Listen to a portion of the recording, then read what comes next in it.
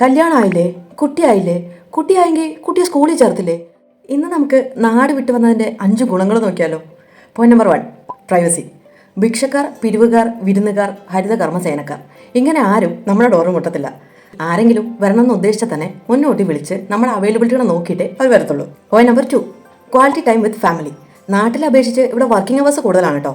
പക്ഷേ അത് കഴിഞ്ഞിട്ടുള്ള സമയമുണ്ടല്ലോ, അത് ഈ ഭർത്താവ് ടി വിയുടെ മുൻപിലും ഭാര്യ അടുക്കളയിലും എന്നൊരു സമ്പ്രദായം ഒന്നും ഇവിടെ ഇല്ല.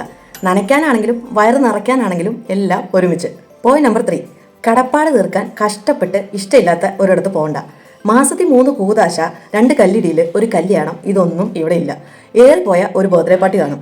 അതോ ബർത്ത്ഡേ ബോയ് അല്ലെങ്കിൽ ഗേൾ നന്നായിട്ട് അറിയാവുന്ന വളരെ ചുരുക്കം പേര് മാത്രം കൂടി ഒരു കുഞ്ഞു function. Point number 4, night life.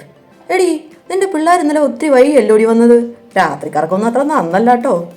ഇവിടെ പകലിനേക്കാൾ മനോഹരവും സുരക്ഷിതവും രാത്രിയാണ്. Last but the important point, സ്വാതന്ത്ര്യം. കല്യാണമായില്ലേ? കുട്ടിയായില്ലേ? കുട്ടിയായെങ്കിൽ കുട്ടിയെ സ്കൂളിൽ ചേർത്തില്ലേ? അവൾ എൻ്റെ വീട്ടിൽ വന്നപ്പോൾ 10 മിനിറ്റ് ഇരുന്നുള്ളൂ. അപ്പുറത്തെ എൻ്റെ വീട്ടിൽ പോയപ്പോൾ 15 മിനിറ്റ് ഇരുന്നു. എടി, നീ വല്ലാണ്ടൊക്കെ മെലിഞ്ഞു പോയല്ലോ. അയ്യോടി, നീ കറുത്തു പോയിട്ടോ. നീ കഴിഞ്ഞ ആഴ്ച വന്നപ്പോട്ട് അതേ കുപ്പായം തന്നെയാണല്ലോ ഇപ്പോഴും ഇട്ടേക്കുന്നത്. തുടങ്ങി ആവശ്യത്തിനും അനാവശ്യത്തിനും കയറി ഇടപെടുന്ന ബന്ധുക്കളോ നാട്ടുകാരോ നമ്മുടെ ലൈഫിലുണ്ടാവില്ല.